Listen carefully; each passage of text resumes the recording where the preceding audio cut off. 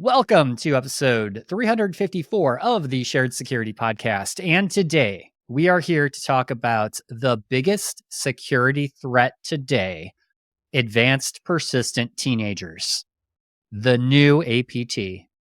That's right, Kevin. Teenagers are the biggest threat to America. I want to preface this with saying this is the day before the election. Right. That we're recording this. We're not going to talk about the election on this episode because the election will have passed by the time you're listening to this. So we'll talk. May I make a prediction? And we'll see next week. Oh, God. Right. Here's my prediction. Somebody will win. Somebody will lose. Somebody will complain that the other side cheated. I like this prediction. Those are my predictions. You are 100% right.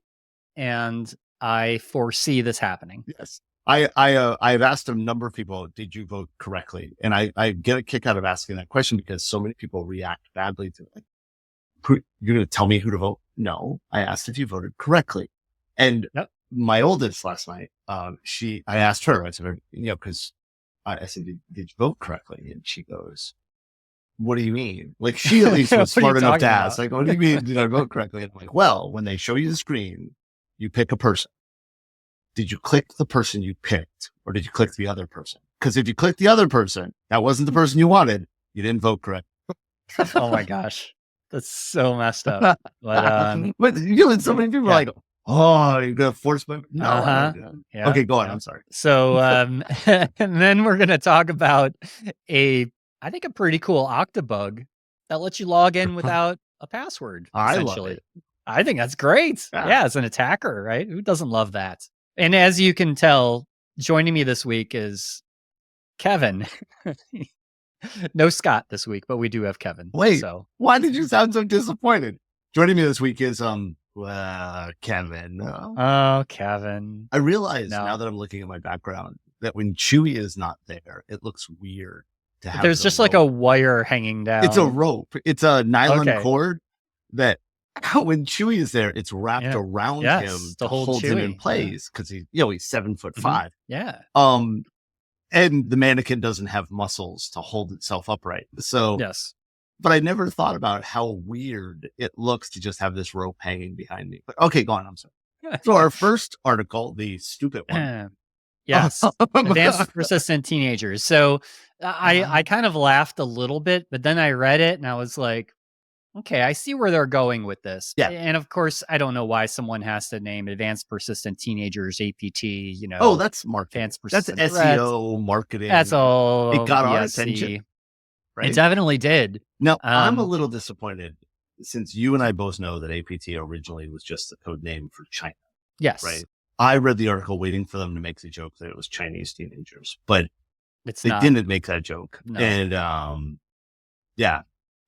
their point is that a lot of the major hacks, at least recently, have been attributed to essentially teenagers that are doing this. And they're using social engineering and phishing and impersonation and all these things. And so they're trying to correlate major breaches with the fact that these are just kids that are doing this stuff. But I would counter argue and say, I mean, let's go through history. Like, haven't many of the greatest hacks ever they've always been done by young people, teenagers or young adults. I mean, right? Crash Override. Yeah. Sure. A little Hollywood, but sure. Yeah. So I actually am a little bothered by the article because while they do have a point that many of the large breaches we've been notified about lately are teenagers, I think it undermines the threat.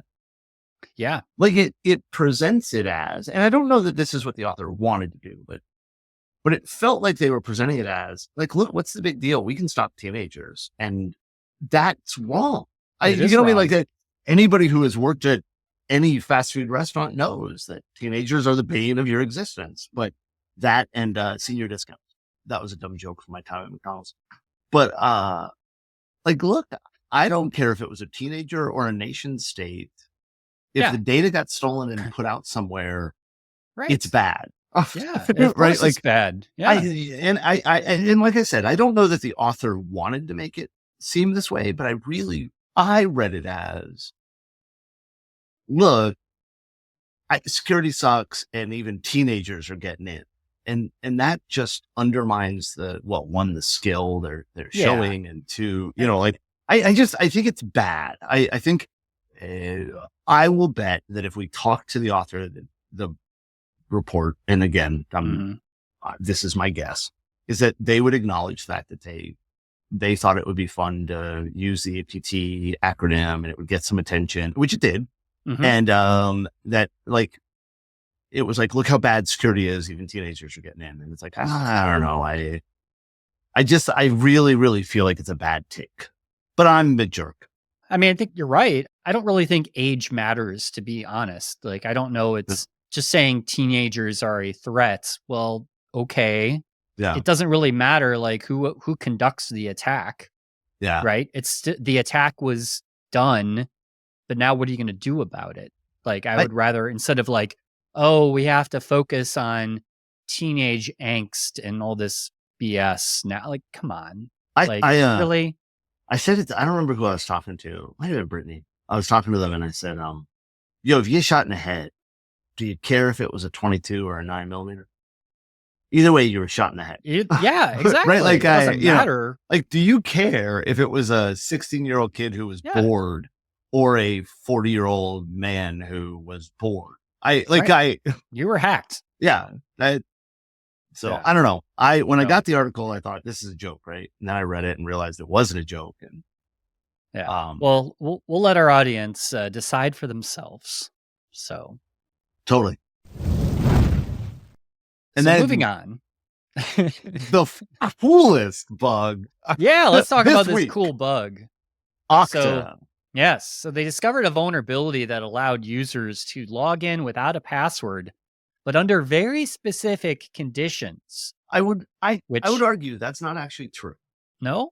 Okay. You still need a password. Just ignore whether or not you have the password correct. Yes. Right. Right. Like everybody said, well, you can log in without a password. No, you needed the type of password. You need a password, right. But you had to have a username over 52 characters in the absence of two-factor authentication. And to be clear, absence of two-factor authentication, my understanding is, didn't stop the problem. No. You just weren't able to get past it because you didn't have the two-factor authentication. Correct. If somehow the attacker had access to the two-factor authentication but didn't have the password, they could log. Yeah. But I don't know that that's true. That's my understanding. Mm-hmm. And the reason I say that I'm not sure if it's true is because this is due to a cached credential. Right. And my understanding is the cached credential was hashed with bcrypt. Mm-hmm. And bcrypt doesn't pay attention to input past 52 characters, which that seems like an odd number, and I haven't looked at why. But I'm sure there's a reason, right? Yeah. But I know that every time I've implemented something, and I've not implemented a lot using bcrypt, but every time, like, that it's, and I'm afraid that I'm saying this wrong because this is from memory, but that you have to do something to the input to get it down to a fixed width, like run it through SHA-256 or something, and then throw it to bcrypt. But I don't know if that's right. That's my memory, and my understanding is that's what was skipped. And so when you passed in an email address that was 52 plus characters, the system stopped processing past the 52nd character. And so if your email address was 52 characters, the password was not used. Yeah. Right.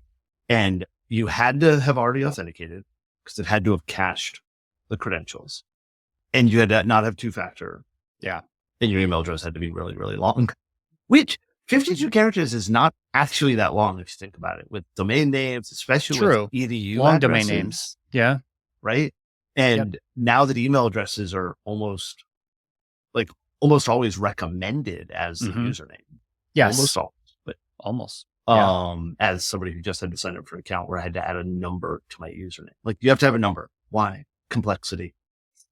We're starting that now? Username complexity? Fun. Chase has done that forever. That you had to have. It's a banking thing. Yep. And I don't remember who it was that I just signed up for, but it was like, no, come on. Like, yeah. But yeah, this is an interesting one. It is. I like how Okta has responded to it. And of course, this is one of those systems where they just do the update. Yeah. So now I didn't see, do you have to clear any cached credentials? I don't know. I didn't see that they required that. They said they fixed it by changing the crypto algorithm, but Yeah. on the back end. But yeah, Oh, it's a very fun one. interesting. That's a fun one. That is a something fun to one. my testing regime because, That's right. that's not, right. I don't think I've ever tested for that. No, it's fun. All right. Well, I think that's all we have time for today. This has been a very busy week. So, or about to be very busy. It's only Monday. So, Yeah, I was going to say, it's I'm only like, Monday. Right? here It's we only go. Monday. Yep. But we'll let everyone go and let Kevin get on with his this afternoon. My afternoon. I've Yes. got one more meeting and then I am You're bailing out for the day. There you go. There I've you got go. some code I need to write tonight. And All right. Yeah, I'm excited. So. Very cool. Well, thanks everyone for listening. And until next time, stay safe, stay secure, and stay private. Thanks for watching or listening to this episode. Be sure to subscribe wherever you like to listen to podcasts, follow us on X @SharedSec, and help support the podcast by joining our Patreon to get ad-free episodes, bonus content, and many more exclusive supporter-only benefits. Visit sharedsecurity.net/supporter for more details.